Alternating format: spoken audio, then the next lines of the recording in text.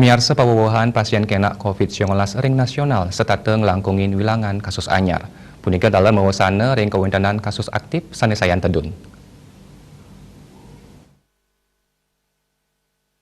Kauningin ring tanggal 11 April kasus aktif ring nasional wanta kantun siki kali persen, saking kumulatif pasien COVID-19 dawak pandemi ngelimbak ngawit bulan Maret sane sampun lintang.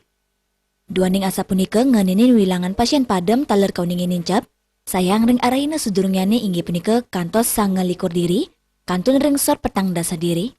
Dianan ring punika kewentanan kasus anyar taler kauningin mawawo, kantos penyuan diri.